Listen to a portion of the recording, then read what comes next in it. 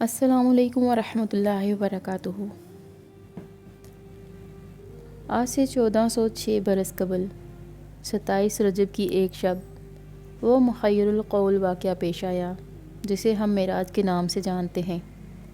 معراج کے بارے میں کتب احادیث میں جو روایات ملتی ہیں ان سے اندازہ ہوتا ہے کہ یہ عظیم واقعہ ہجرت مدینہ سے 1.5 سال قبل پیش آیا، جبکہ نبی اکرم صلی اللہ علیہ وآلہ وسلم کی عمر شریف تقریباً 52 برس تھی۔ واقعہ معراج کی حقیقت و اہمیت۔ اس واقعہ کی حقیقت کیا ہے؟ اس کی اہمیت کیا ہے؟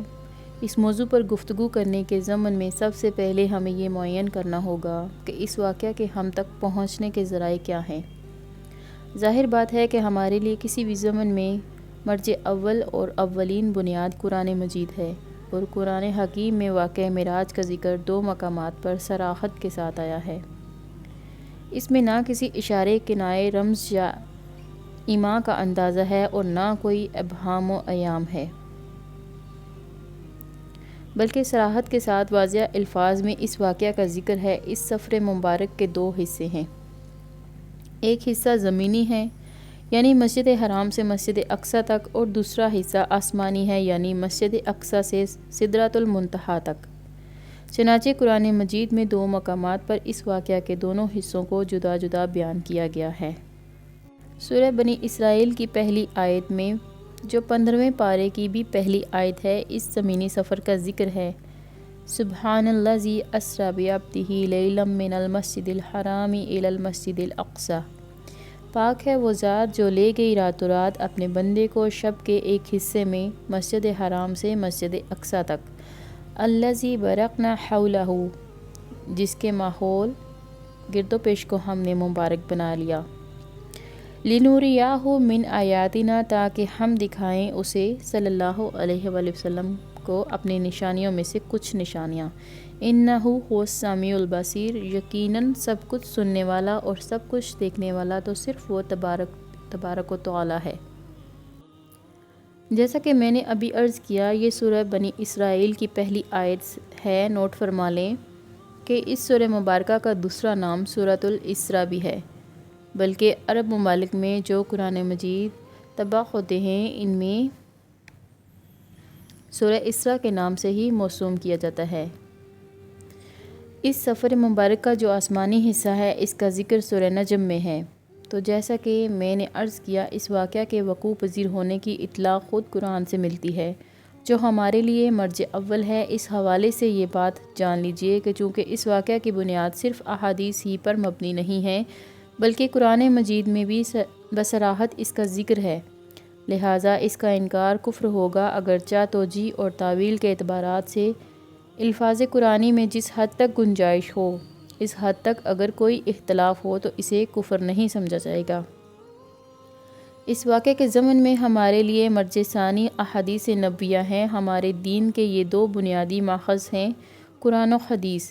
انہی کو اصطلاحاً کتاب و سنت بھی کہا جاتا ہے۔ یہ معروف بات ہے کہ احادیث میں درجہ بندی ہے۔ سند کے اعتبار سے قوی ترین احادیث وہ ہیں جو صحیحین، یعنی صحیح بخاری اور صحیح مسلم میں ہیں۔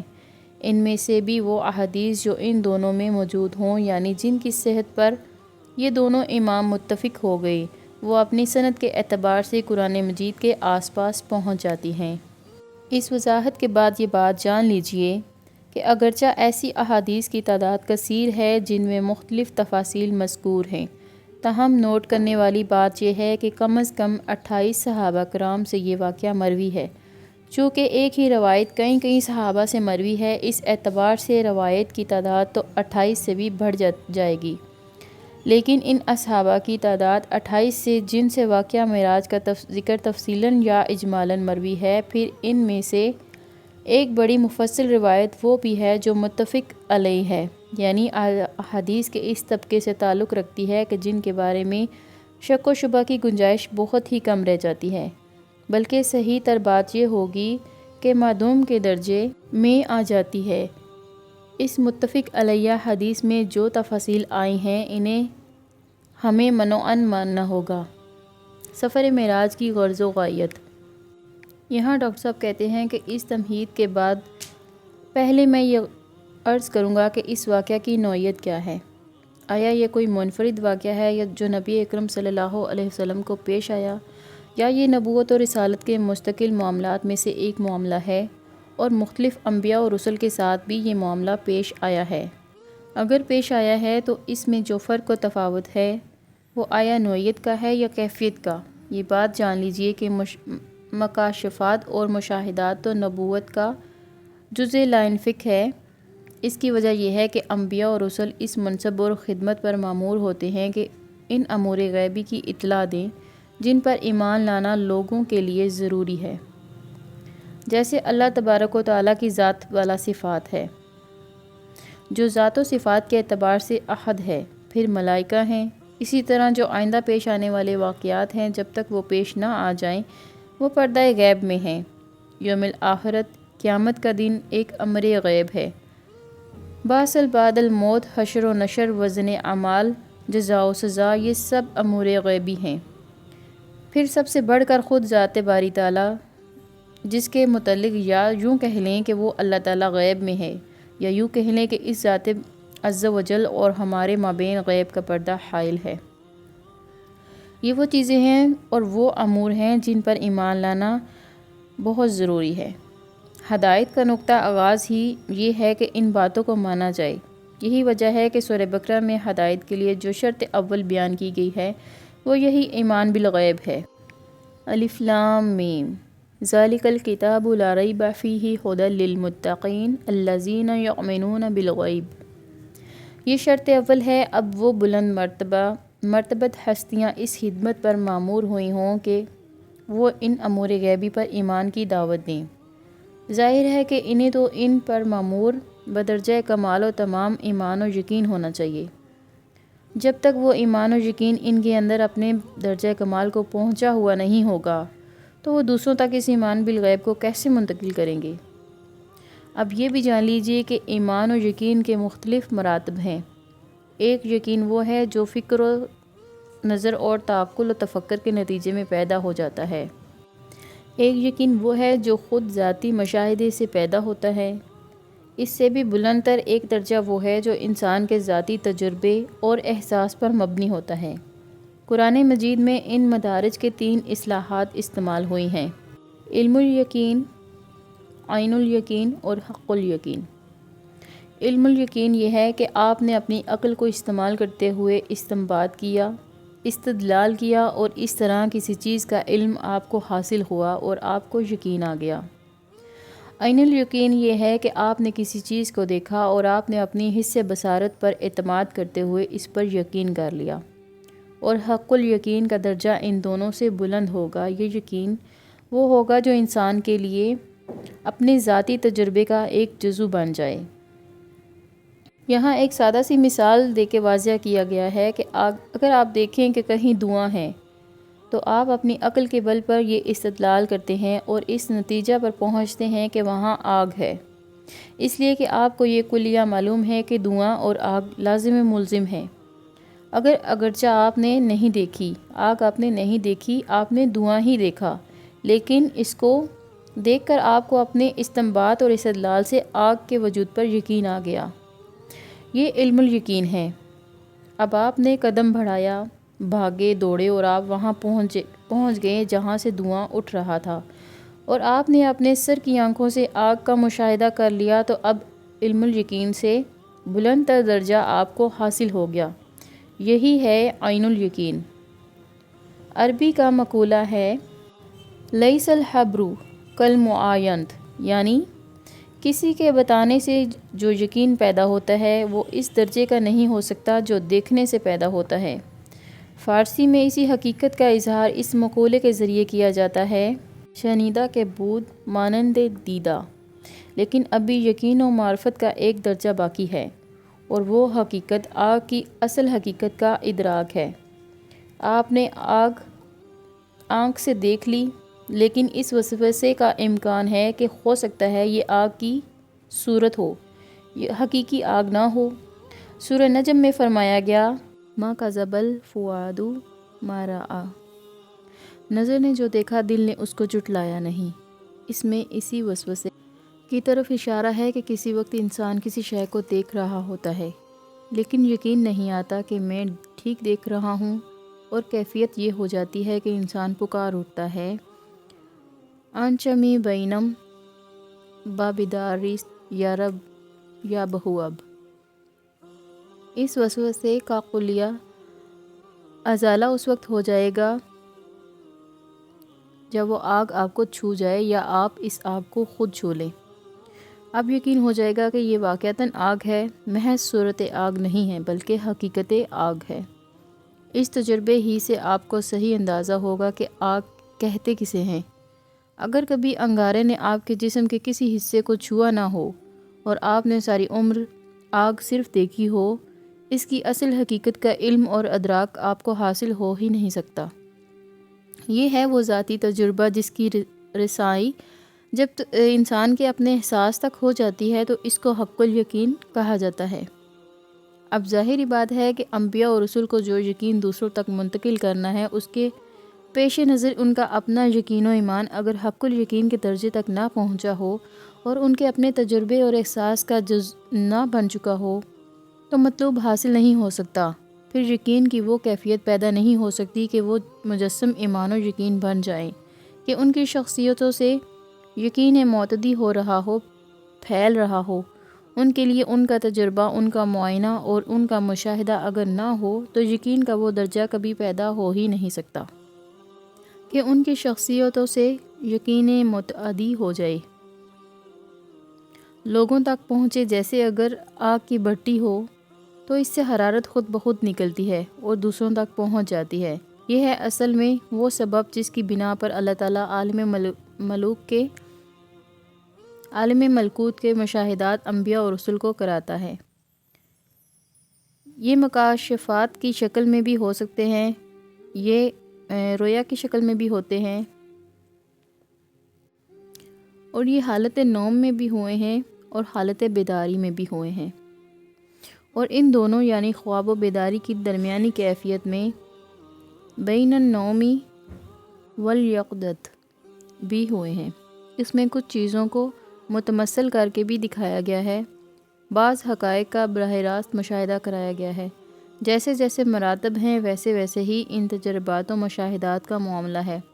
سورہ انعام کی آیت نمبر 75 میں فرمایا گیا وَكَذَلِكَ نُورِي إِبْرَاهِيمَ مَلَكُوتَ السَّمَاوَاتِ وَالْأَرْضِ وَلِيَكُونَ مِنَ الْمُوقِنِينَ۔ اور اسی طرح ہم ابراہیم کو دکھاتے رہے آسمانوں اور زمین کی سلطنت کا نظام تاکہ وہ پوری طرح یقین کرنے والوں میں سے ہو جائے۔ ملکوت السماوات والارض یعنی اس کائنات کی خفیہ حکومت کا جو انتظام و انصرام ہے، اس کے جو کارندے ہیں، اس کی جو سول سروس ہے، یعنی ملائکہ جو لوگوں کی نگاہوں سے مخفی ہے۔ ملائکہ تو ہر جگہ موجود ہے، ہم میں سے ہر ایک کے ساتھ ہیں، کرامن کاتبین موجود ہیں، لیکن وہ مخفی ہیں، وہ غیب میں ہیں یا ہم ان سے غیب میں ہیں۔ اس عالم کا ابراہیم علیہ السلام کو مشاہدہ کرایا جاتا رہا ہے۔ آسمانوں اور زمین کی اس خفیہ حکومت، اس غیبی حکومت کے رموز و اسرار اور معاملات دکھائے جاتے رہے ہیں۔ اس آیت کا آخری ٹکڑا اس گفتگو کے اعتبار سے بہت اہم ہے، وَلِيَكُونَ مِنَ الْمُوقِنِينَ، تاکہ وہ یعنی حضرت ابراہیم علیہ السلام اصحاب یقین میں سے بن جائیں۔ ایمان تو محض خبر کی بنیاد پر بھی ہے، لیکن یہاں ڈاکٹر صاحب کہتے ہیں کہ میں نے یقین کا جو بلند ترین درجہ عرض کیا ہے وہ مشاہدے اور ذاتی تجربے کی بنیاد پر پیدا ہوتا ہے۔ اس بلند ترین درجے کا یقین انبیاء اور رسول کو دینا مقصود ہوتا ہے، لہٰذا انہیں یہ مشاہدات و تجربات کرائے جاتے ہیں۔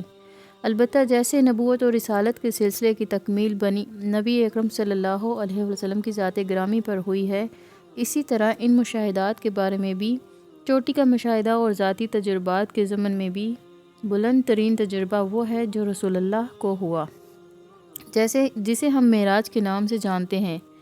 لیکن نبی اکرم صلی اللہ علیہ وآلہ وسلم کے بارے میں یہ بات ضرور ذہن میں رکھنی چاہیے کہ یہ واحد تجربہ نہیں ہے۔ آپ صلی اللہ علیہ وآلہ وسلم کو بے شمار تجربات ہوئے ہیں۔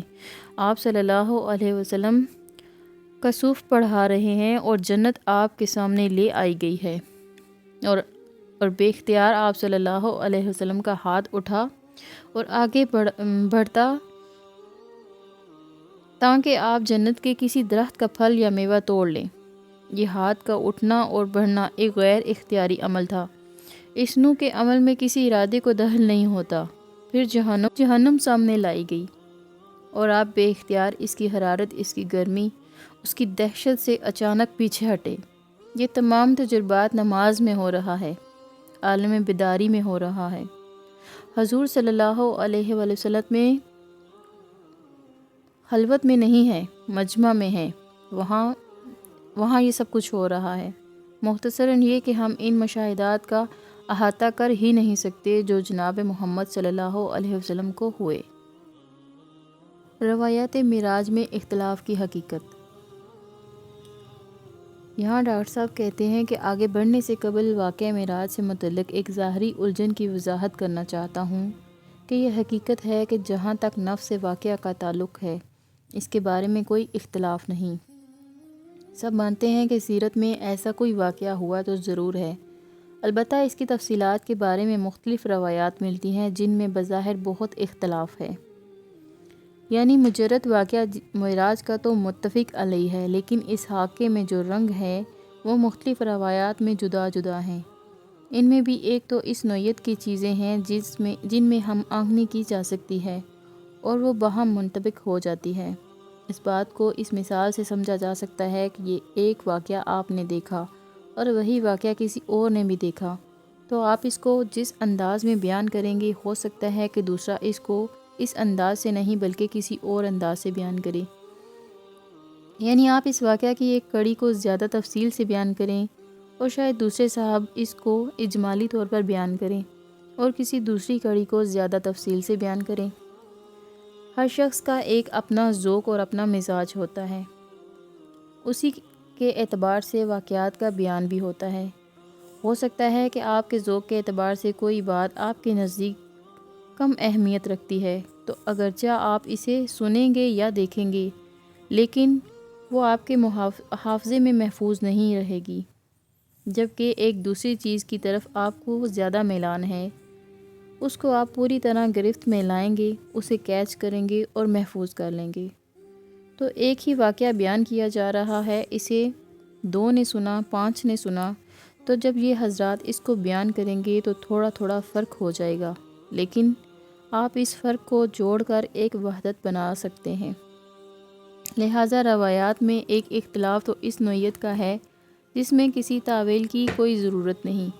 یہ ہوگا کہ اس واقعہ کا کوئی درمیانی یا بعد کا حصہ کوئی شخص پہلے بیان کر دے گا اور اسے جب یاد آ جائے گا تو وہ پہلا حصہ بعد میں بیان کر دے گا۔ یہ تقدیم و تاخیر والی باتیں بھی بالکل سمجھ میں آنے والی ہیں۔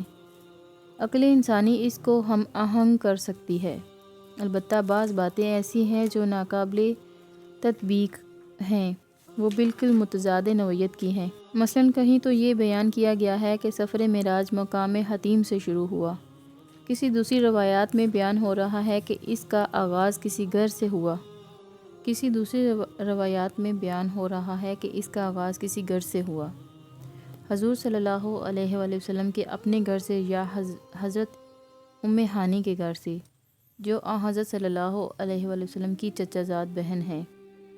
کسی روایت کے آخر میں الفاظ ایسے آگے ہیں، ثم استيقظت، پھر میں جاگ گیا، جس سے خیال ہوتا ہے کہ یہ سارا واقعہ عالم خواب اور نیند میں ہوا، اس لیے کہ استيقظت کے معنی کوئی اور نہیں ہو سکتے، لہٰذا تعویل ممکن نہیں۔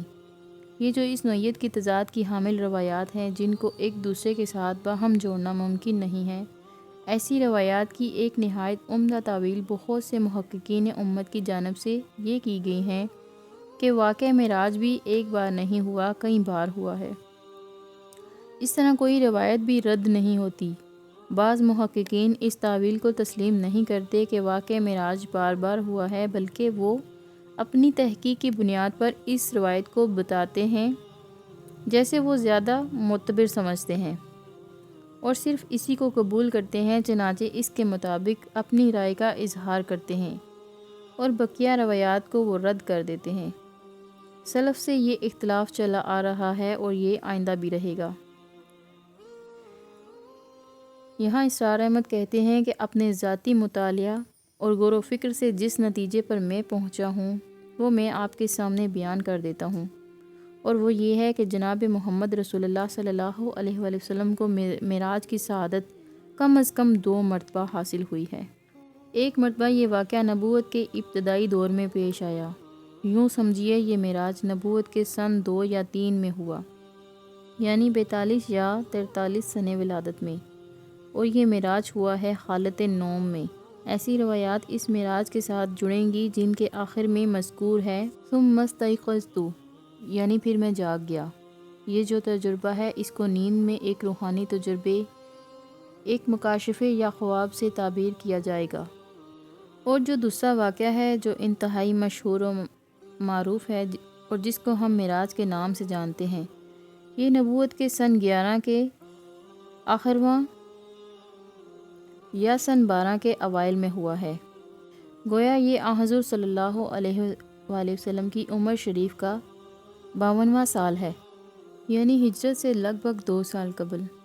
یہ واقعہ در حقیقت ان تجربات کی جو حضور صلی اللہ علیہ وآلہ وسلم کو اس وقت تک ہوئے تھے تکمیل ہے، اور یہ تجربہ ان تمام تجربات کا نقطۂ عروج ہے، اور یہ سفر ہرگز نیند میں نہیں ہوا۔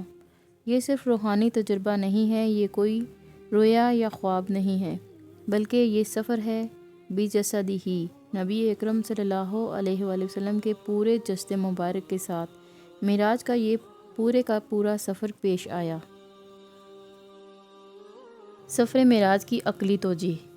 اس زمن میں اس دور میں جو عقلیت پرستی کا دور ہے اور جسے 18ویں سینچری ریشنلزم کہا جاتا ہے، مغرب میں فکر انسانی کئی کلابازیاں کھا چکا ہے، لیکن مشرق کے کچھ مفکرین ہیں جو ابھی تک 18ویں صدی ہی کے ریشنلزم کو بیٹھے چاٹ رہے ہیں، حالانکہ 18ویں صدی کی وہ عقل پرستی مغرب میں ختم ہو چکی ہے۔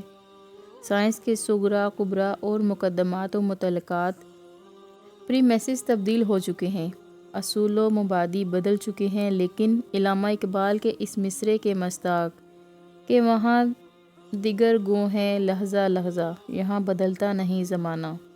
ہمارے یہاں کچھ لوگ ہیں جو ابھی تک نیوٹونین فزکس کو مضبوطی سے پکڑے بیٹھے ہیں، اور یہی وہ لوگ ہیں جن کے نزدیک معراج کا واقعہ محالات اور ناممکنات میں سے ہے۔ یہاں ڈاکٹر صاحب کہتے ہیں کہ میں اسی لیے کہا کرتا ہوں کہ اگر سر سید احمد خان مرحوم نے ٹھوکر کھائی تو وہ قابل رحم اور معذور ہیں۔ وہ آج سے 100 سوا 100 سال پہلے کے انسان ہیں۔ وہ جس سائنس کی عقل پرستی سے مرعوب تھے، اس سائنس کے جیسا کہ میں نے ابھی عرض کیا مقدمات پریمیسز بدل چکے ہیں، لیکن تعجب اور حیرت تو ان لوگوں کی حالت پر ہوتی ہے جو سر سید کے فکر پر آج بھی اپنی دکانیں چمکا رہے ہیں۔ یہ مقلد محض ہیں، ان کے پاس تو در حقیقت عقل عام نام کی شے بھی نہیں ہے کہ ان کو اندازہ ہو کہ ہم کس دور میں 100-150 سال پہلے کی عقلیت پرستی کی بات کر رہے ہیں۔ آج کا دور آئنسٹائن کی فزکس کا دور ہے۔ 150-200 سال پہلے کی فزکس کے مقدمات تبدیل ہو چکے ہیں۔ اب مادہ حتمی، قطعی اور ناقابل تردید اور مستحکم نہیں رہا۔ اب سائنس یہاں تک پہنچ چکی ہے کہ نظری اعتبار سے تسلیم کیا جاتا ہے کہ اگر کوئی مادی جسم نور کی رفتار کے ساتھ حرکت کرے گا تو اس کے لیے وقت نہیں گزرے گا۔ حساب نے یہ ثابت کر دیا ہے، اگرچہ ابھی ہم اس کا صحیح تصور نہیں کر سکتے۔ سب سے زیادہ رفتاریں انسان کے سامنے 2 تھیں، ایک آواز کی رفتار اور دوسری روشنی کی رفتار۔ آواز کی رفتار سے تو انسان آگے گزر گیا ہے۔ پہلے بندوق کی گولی آواز سے تیز جاتی تھی، گولی پہلے لگتی تھی، آواز بعد میں آتی تھی، لیکن اب تو سپرسونک جیٹس ہیں، آواز سے کہیں زیادہ ان کی اپنی رفتار ہے۔ اب صرف ایک رفتار رہ گئی ہے اور وہ ہے نور یا روشنی کی رفتار۔ اگرچہ ایک مادی جسم کے لیے اس رفتار تک پہنچنا یا اس سے تیز سفر کرنا عموماً ناممکن قرار دیا جاتا ہے، تاہم طبیعیات کے حلقوں میں یہ امور اب اس قدر محال نہیں سمجھے جاتے جتنے یہ 1 صدی پہلے تھے۔ صرف فرق ہے انسانی قدرت اور اللہ کی قدرت کا، جس کی طرف اشارہ کر کے بات شروع کی گئی کہ سبحان الذی اسری بعبدہ لیلا من المسجد الحرام الی المسجد الاقصی، پاک ہے وہ ذات جو راتوں رات لے گئی اپنے بندے کو مسجد حرام سے مسجد اقصی تک۔ آیت اسراء کی تشریح و توضیح۔ آیت زیر مطالعہ میں پہلی قابل توجہ بات لفظ سبحان ہے، یعنی جو ہستی اس فعل اسراء کی فاعل حقیقی ہے وہ سبح ذات ہے۔ اگر یہ بات کسی انسان کی طرف منسوب ہوتی تو وہ اور بات تھی۔ اگر یہ فعل حضور صلی اللہ علیہ وآلہ وسلم کی طرف منسوب ہوتا کہ حضور خود تشریف لے گئے تو اور بات تھی، لیکن وہاں تو صورت بالفعل یہ تھی کہ میں آیا نہیں لایا گیا ہوں۔ حضور صلی اللہ علیہ وآلہ وسلم خود نہیں گئے، لے جائے گئے تھے، اور لے جانے والی ذات کون ہے؟ سبحان الذی اسری بعبدہ، جو پاک ہے ہر عیب سے، ہر نقص سے، ہر ضعف سے، ہر کوتاہی سے، ہر درماندگی سے، اور وہ ذات سبوح ہے، منزہ ہے، عرفہ ہے، اعلیٰ ہے، بالا ترین ہے۔ لہٰذا اس کی قدرت سے ہرگز بعید نہیں کہ وہ اپنے بندے کو راتوں رات مسجد حرام سے مسجد اقصی تک اور پھر مسجد اقصی سے سدرۃ المنتہا تک لے جائے اور واپس لے آئے اور مسجد حرام میں پہنچا دے۔ بعض روایات میں آتا ہے کہ حضور صلی اللہ علیہ وآلہ وسلم کی معراجت پر وضو کا پانی ابھی بہہ رہا تھا اور حضور کے مکان کے دروازے کی کنڈی ابھی ہل رہی تھی۔ معلوم ہوا کہ ابھی وقت نہیں گزرا، اور یہ چیز جیسا کہ ڈاکٹر صاحب نے عرض کیا، آپ کا جو ذہن ہے اس کی روح سے ناقابل قیاس اور ناقابل یقین نہیں رہی۔ یہاں وہ کہتے ہیں کہ اس موقع پر اس عاجز کو مولانا حفظ الرحمن سیوہاروی کی معراج کے موضوع پر کی گئی ایک تقریر کا وہ حصہ اچانک یاد آ گیا جو اسی مسئلہ سے متعلق تھا۔ یہ تقریر اس عاجز نے نوجوانی کے دور میں سنی تھی۔ ایک مسجد میں تقریر تھی۔ اس زمانے میں عموماً وقت بتانے والے وہ گھنٹے ہوا کرتے تھے جو چابی اور پینڈولیم سے چلتے تھے۔ مولانا مرحوم جب تقریر میں اس موضوع پر آئے تو انہوں نے ایک بڑی پیاری مثال سے اس مسئلہ کو سمجھایا۔ انہوں نے فرمایا کہ آپ لوگوں کو معلوم ہے کہ اس گھنٹہ میں چابی بھری ہوئی ہے، لیکن یہ گھنٹہ پینڈولیم کے رقص کی بدولت چل رہا ہے اور وقت بتا رہا ہے۔ اس وقت اس میں 11 بج رہے ہیں۔ اب اگر میں اس کو روک دوں تو یہ 11 بجے کے وقت پر رک جائے گا۔ بعد ازاں 1 یا 2 یا چند ہفتوں بعد، چند مہینوں کے بعد اس پینڈولیم کو حرکت دی جائے تو یہ ٹھیک 11 بجے سے جہاں سے اسے روکا گیا تھا حرکت میں آ جائے گا۔ مولانا نے یہ مثال دے کر آگے فرمایا کہ ہم جس اللہ کو مانتے ہیں وہ علی کل شیء قدیر ہے اور اس کائنات کے رواں دواں رہنے میں ہر لحظہ اور ہر آن اسی کا حکم کار فرما ہے۔ لہ الخلق والامر۔ اب جب کہ اس نے اپنے بندے محمد صلی اللہ علیہ وآلہ وسلم کو معراج عطا فرمایا تو اس نے کائنات کو سسپینڈ ہونے کا حکم دیا، چنانچہ ہر چیز کی حرکت اسی جگہ رک گئی۔ بعد اللہ تعالیٰ نے رسول اللہ صلی اللہ علیہ وآلہ وسلم کو پہلے مسجد حرام سے مسجد اقصی تک لے گئے، جہاں آپ صلی اللہ علیہ وسلم کی امامت میں تمام انبیاء اور رسل نے نماز پڑھی، جو گویا علامت تھی اس بات کی کہ آپ سید الانبیاء و رسل ہیں۔ اس کے بعد آپ حضرت جبرائیل کی معیت میں یکے بعد دیگرے 7 آسمانوں پر اور پھر سدرۃ المنتہا تک تشریف لے گئے۔ آپ کو جنت اور دوزخ کی سیر کرائی گئی۔ اس کے بعد حضور کو واپس اپنے مستقر پر بھیج دیا گیا اور اللہ تبارک و تعالیٰ کے حکم سے کائنات بھی رواں دواں ہو گئی۔ چنانچہ جو چیز جس مقام پر روک دی گئی تھی اسی جگہ اس نے حرکت شروع کر دی۔ مولانا نے فرمایا کہ یہ ایک عقلی توجیہ ہے اس بات کی کہ حضور صلی اللہ علیہ وسلم کی واپسی پر کنڈی ہل رہی تھی، وضو کا پانی بہہ رہا تھا اور بستر میں حرارت موجود تھی۔ دوسری قابل توجہ بات ہے لفظ ابد۔ ایک اس پہلو سے کہ لفظ ابد کا اطلاق صرف روح پر نہیں بلکہ روح اور جسد دونوں پر ہوگا۔ ہم ابد ہیں، صرف ہماری روح کو ابد نہیں کہا جائے گا۔ ہم اپنی روح کی حقیقت کو نہیں سمجھ سکتے، تو روح محمد صلی اللہ علیہ وآلہ وسلم کی حقیقت کو کیا سمجھ لیں گے؟ بلکہ جان لیجئے کہ ابد کا اطلاق اکثر و بیشتر تو جسد پر ہوگا۔ اس صراحت سے یہ اضافی بات معلوم ہوئی کہ صرف روح محمد نہیں لے جائی گئی بلکہ بنفس نفیس حضرت محمد رسول اللہ صلی اللہ علیہ وسلم لے جائے گئے، اور محمد صلی اللہ علیہ وسلم کا ادراک روح محمدی اور آپ صلی اللہ علیہ وسلم کے جسد شریف دونوں کے مجموعے پر ہوگا، صرف روح پر نہیں ہوگا۔ احدیت و رسالت میں فرق مراتب۔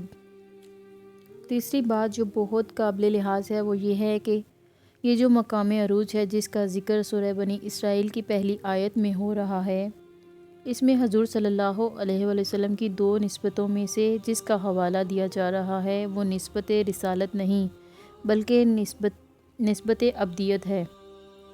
ویسے بھی عام طور پر قرآن مجید میں جہاں اللہ تعالیٰ کی عنایت خصوصی اور شفقت خصوصی کا اظہار ہوتا ہے، وہاں آپ صلی اللہ علیہ وآلہ وسلم کی نسبت عبدیت کا ذکر ملتا ہے، جیسے ہم نے یہاں دیکھا، یا جیسے اگلی سورہ کہف کے آغاز میں ہے الحمدللہ الذی انزل علی عبدہ الکتاب ولم یجعل لہ عوجا، اور جیسے سورہ فرقان کے آغاز میں ہے تبارک الذی نزل الفرقان علی عبدہ لیکون للعالمین نذیر۔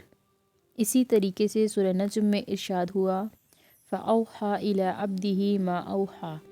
اسی طرح یہاں ہے سبحان الذی اسری بعبدہ لیلا من المسجد الحرام الی المسجد الاقصی۔ یہاں یہ نقطہ جان لیجئے کہ نسبت عبدیت بالاتر ہے نسبت رسالت سے، اور اگر اسے صوفیہ کی اصطلاح سے سمجھیں تو وہ یہ ہے کہ نسبت عبدیت ایک عروجی نسبت ہے، جبکہ نسبت رسالت ایک نزولی نسبت ہے۔